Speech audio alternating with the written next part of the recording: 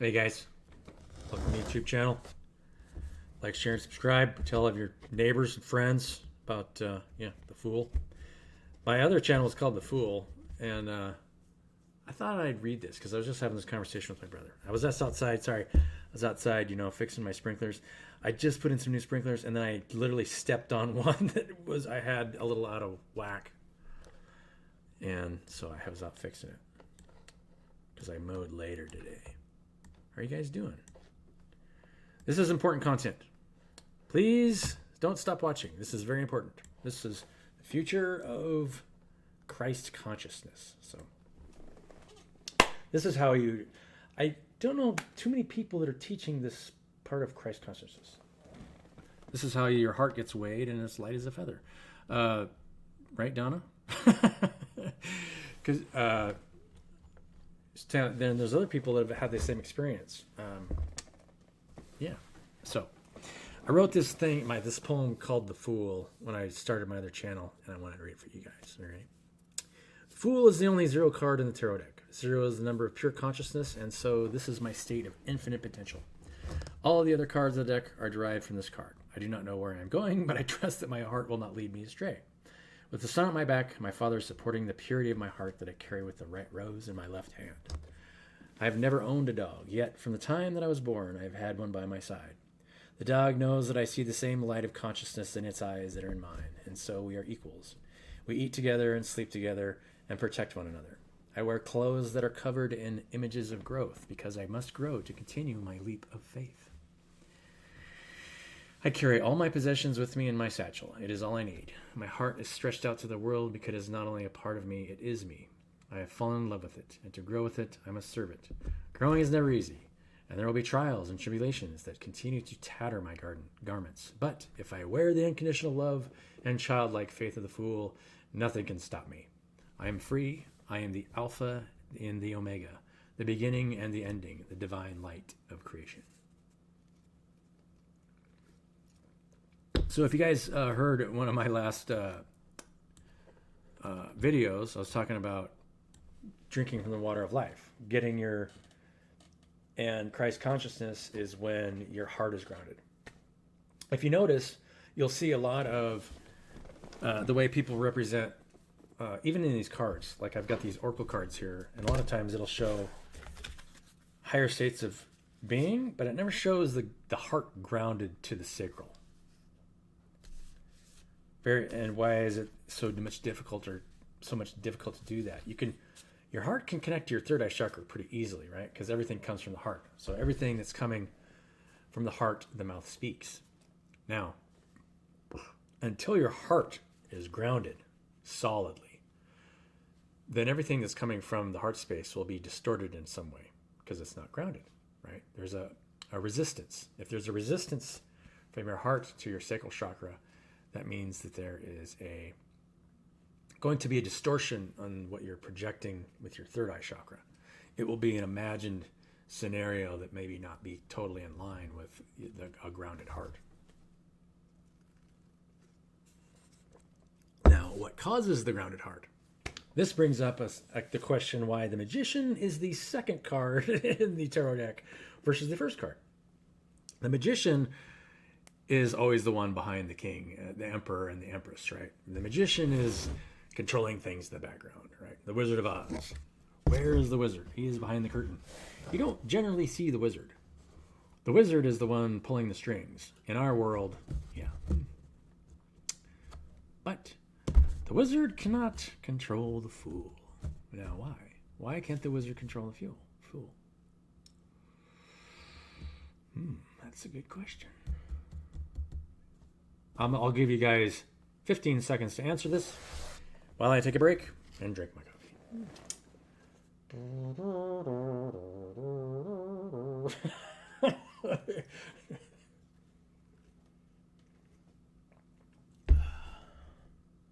That's long enough. Just because of the purity of his heart. And the only way that your heart is purified is if it's grounded. Now, you might think your intent's good, but if you're creating, and this is why it doesn't get grounded, is because if you're in some kind of judgment of yourself or hanging on to something in the past, that's a distortion. The past isn't real. neither technically is the future. So if you're not present, then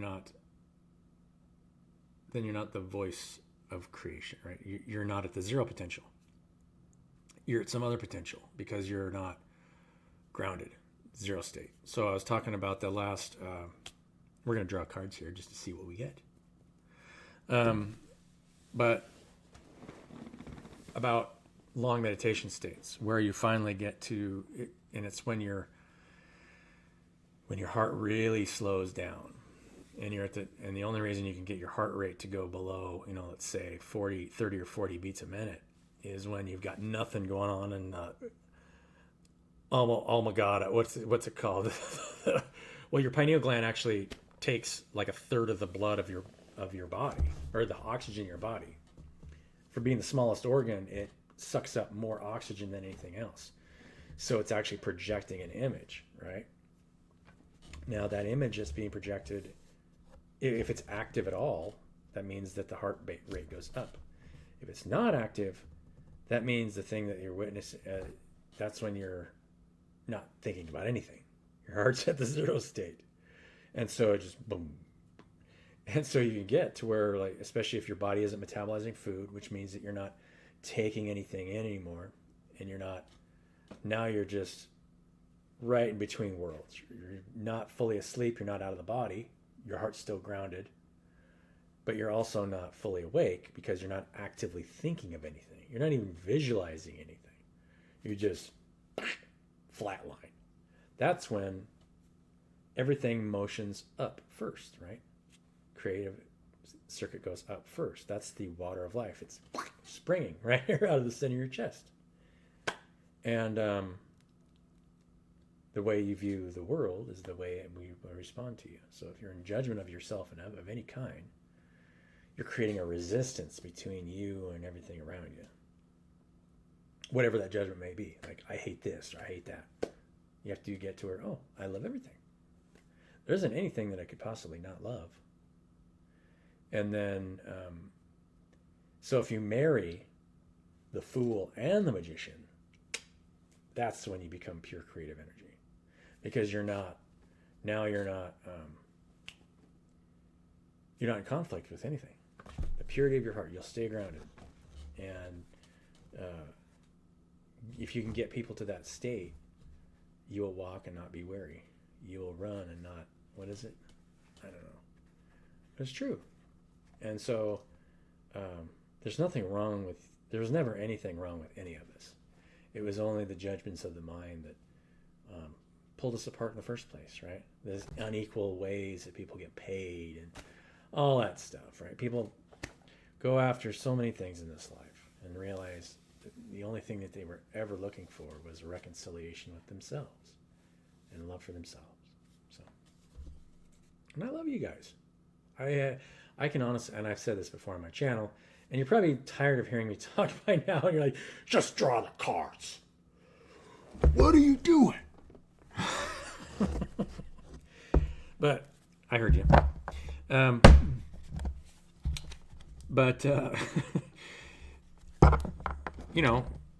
is what it is, right? Like, we've already mastered that part. We just want to see what's going on. Whatever. I'm just doing my job here. I'm just a man of the city.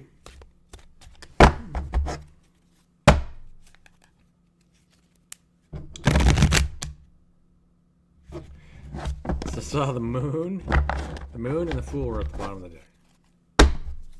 Where's the moon? And the fool. They came out together.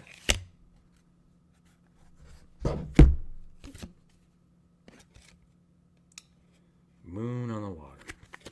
And these go perfectly together. So the fool here, our wanderer, our zero state, is jumping out onto clouds on a rainbow of life, right? Tattered garments, always growing. It's Peter Pan. In case you haven't figured this out, this is Peter Pan. We haven't seen Peter Pan for a while.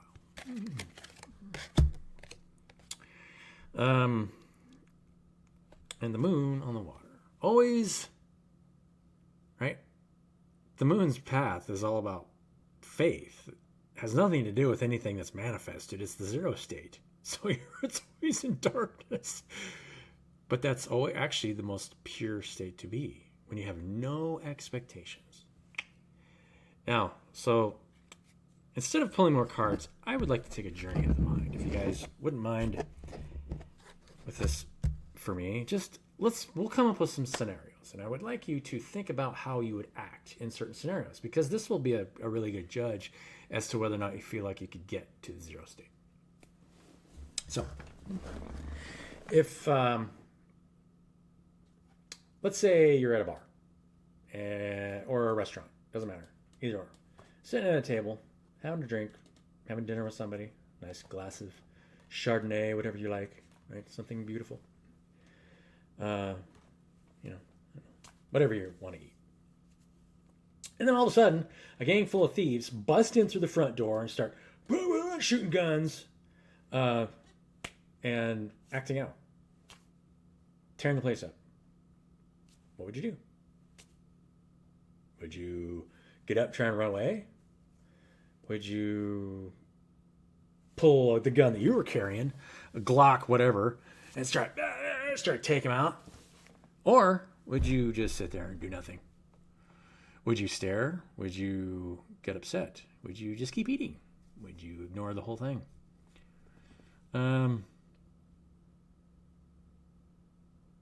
If you're in your own world and you are the creator of your own reality, and you recognize that, then you really wouldn't want to disturb somebody else's created reality, right? They're creating their own reality, and so they're trying to create conflict to get conflict to come back, right? So, I mean, obviously the best idea would be to just sit there and just keep eating and just pretend that there's, unless you wanted to engage, you could engage with them, but now they're pulling you in, right? They're creating a big energetic disturbance, and they want to pull you into that because they're trying to feed off of their environment. That's what happens when people. That's why people go into conflict, is they want to feed, prop themselves up in some way, feel like they need to, get some stuff, right? And you can do that in a variety of ways, right? I mean, preferably you would like to provide for some positive vibes for your environment instead of breaking in and starting to shoot the place up. So, yeah. Now the question is, you're probably going to draw attention because you're going to be the only table, especially if it's you and another person. And let's say the other person is in your similar state of awareness. You guys are just like, this is interesting. Keep it. It could be that it would really trigger the people that were in there and they would go after you first. How do you guys think that would play out? If you could keep a grounded heart state no matter what's happening around you. Which means that, for one thing, anybody that attacks you is just attacking themselves, right? Is that correct? I've never been one to really believe in cord cutting because you never really disconnected from anything. There's no way that you can actually cut a cord, but you can create a ceremony where you do that in your mind, and that allows your mind to detach from whatever it is that keeps taking you back to that spot. Because a cord cutting, that's the only reason a cord cutting needs to happen, is because your mind is drifting over to that spot, and you can't not let it drift there, right? So sometimes people have ceremonies that cut with the past. Cutting away from the past is definitely A-okay, because not only that, but those are old versions of other people. Those people don't even exist anymore. Think about that one for a while. Everyone's projecting a different kind of energy at every moment.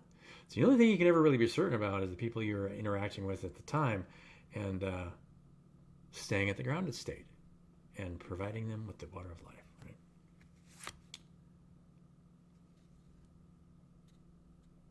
Seer and reunion. So you guys are coming back into your psychic selves. This is a reunion to your psychic self. Because when you're at the zero state, if you're not in conflict with the energies coming at you, you can observe them. You can have a reunion with those energies that were coming at you that you're trying to block at first, if that makes sense. And you can ground them naturally. You're just transmuting them in the body. That's how you become a healer, right? You're transmuting all the negative energies in the body into a positive one to create the vessel that you want to inhabit, or somebody else's vessel that you're trying to help, right?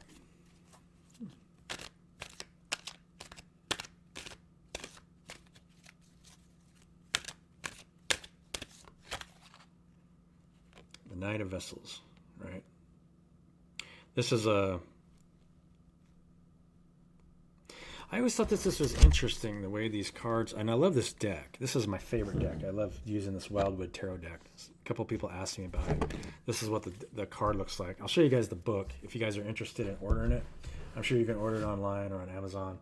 But, I mean, this is me, right? The Hermit holding a light. The Hermit and the Fool card go hand in hand, I guarantee you. Half of the Fool's journey is in the Hermit stage.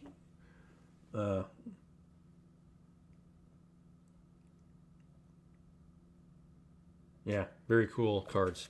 But they use the King of Vessels card.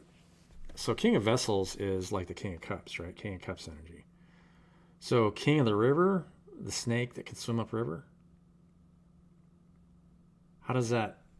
See, that's being able to transmute the flow of the energy that's coming in your direction, right? That's love. That means that you love somebody regardless of what they do or don't do, and it doesn't matter, right? You can transmute anything. Swim upriver. Swim upstream. Let's get one more card. I love this reading.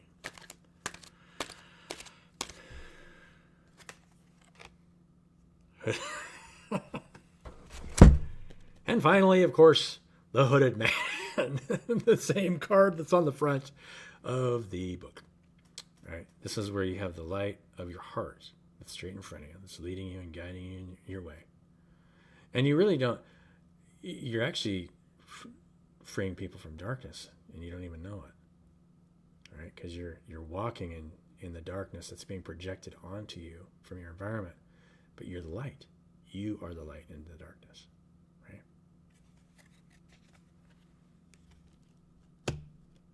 There's a river of life flowing out of me.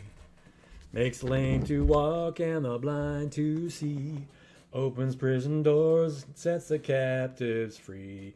There's a river of life flowing out of me. Spring up, oh well, within my soul. You guys, now you've shut the video off. You're like, okay, I had enough of this guy. He's too happy. What's wrong with him? Yeah. Love you guys. Such a cool reading.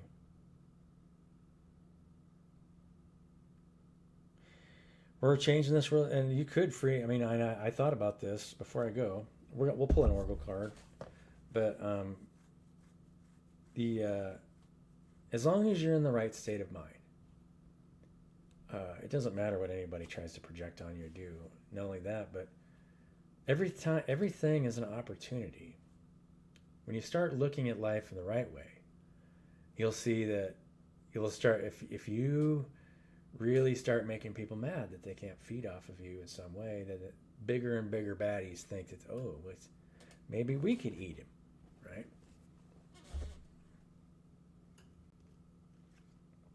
But if you never fall into judgment, then people only judge themselves. We all judge ourselves, whether we realize it or not.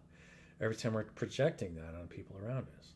Because why would I judge where somebody's at or what they're doing, right? I mean, everyone has their own path and their own way, and so I love you guys, and I will catch you on the next one. This was a really cool read, and I'm really glad that I did this one, because this is what I've been thinking. I mean, what the download that I've gotten over the last day, interacting with so many different people, and life becomes a lot more joyful when you're always drinking from the water of life. So I love you guys. Have a wonderful day, and I'll catch you on the next one. Oh, no. I was going to draw an oracle card. Sorry.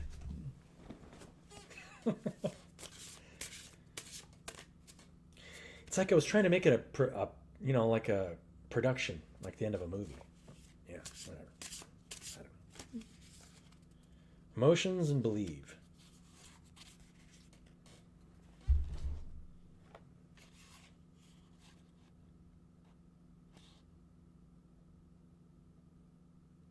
Donna, you and I were talking about this the other day. When you're manifesting something, you're projecting something, and you're making it happen, right? And you're using your emotions to feel what it would feel like, right? Make an image in your mind and think about what that would feel like. And if your heart's grounded, then it has to come in, right? Purity of intent. It's just a purity of intent. So if your intent's poor, and it's acting in a way that is trying to judge your environment in some way, then can't pull it down right away, right? Jesus' intent was pure. He was just manifesting things that were needed. You don't really need to manifest anything except for, your needs matter, of course. My needs matter.